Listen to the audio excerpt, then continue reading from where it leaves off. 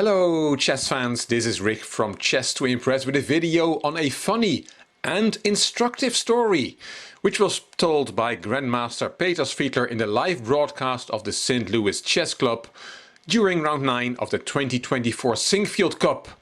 Let's have a listen. Peter, any insights? Absolutely. I have great insights about the current position. Okay. Just look at it.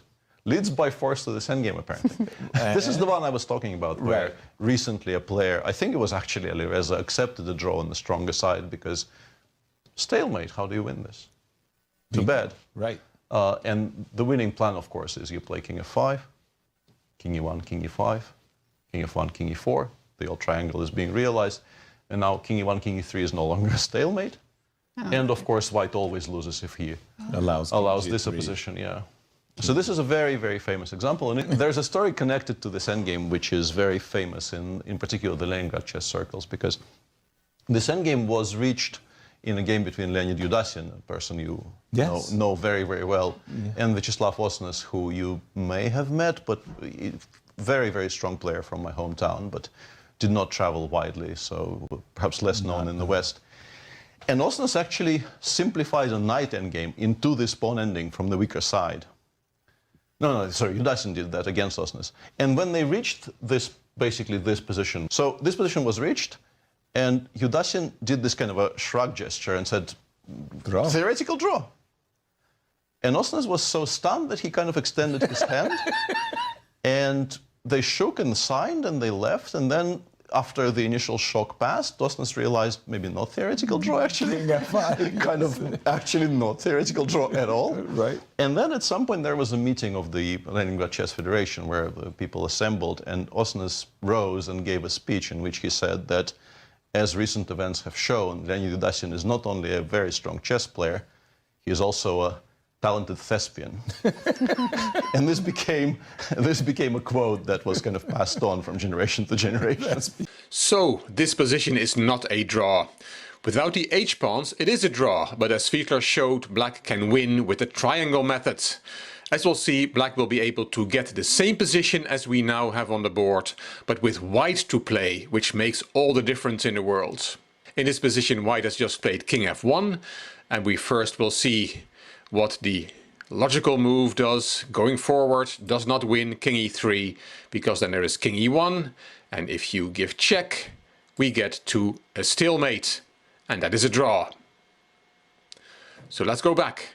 What do we have to play instead of king e3? The way to win here is play king f5, and we're going to make a triangle, and white will not be able to make a triangle. If white goes king f2, then we don't play the triangle, but we play king f4, and we're going to pick up that h-pawn. Fiedler did refer to that, but did not show the detail. King f1, king g3, king g1, and this is an easily winning position with 2 extra pawns. And we'll get to that position a little bit later and play it out till the end. So let's go back. King f5 is the move, and then king f2, as we saw, loses the second pawn. What about king e1? Then king e5, king f1, what else is there? And then king e4, and we have completed the triangle. We have the same position on the board as we started with, but now it is white to move, and that makes a huge difference. Let's look at 2 lines. Let's first look at king f2, then there is king f4, king f1, king g3, we're winning the pawn again. Let's play it now out till the end. King g1, king takes, king f2, king g4. We have to be careful. Don't play king h2. It is never too late to mess up a winning position, because now it's suddenly a draw. Let's play king takes f3, h3. There's nothing else. King f2, king h1, and unfortunately the black king cannot get out of the corner to make room for the h-pawn. This is a draw. So after king f2 we have to play king g4, and then we win easily.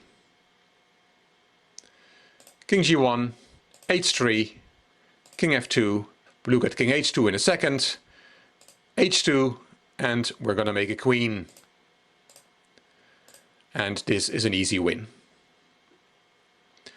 We can also go to h2 instead of f2, then there is f3, f2, king h1, and we have a quick checkmate. Like this. So all this after king e4, and then we played king f2. What if we play king e1? Well, then black also wins with king e3, king f1, f2. The king only has one square, and the black king is shepherding the f-pawn, king h2, and again we have to be careful. Don't promote to a queen, because we have stalemate again. So the move here is king f3. You have to be careful till the end. Don't relax, because there might be a trick left. King h1, and we have that quick checkmate again. Osnos realized this too late, and Judasin got half a point. And as we heard, also Alireza Firouzja, the winner of the Grand Chess Tour and of the Sinquefield Cup, also fell for this, but he might have had only a few seconds on the clock. Hope you enjoyed this video. If you did, please give it a thumbs up, please subscribe to the Chess to Impress channel, and please leave a comment. I will read them all and I will reply to them all. This is Rick for Chess to Impress. Thank you for watching.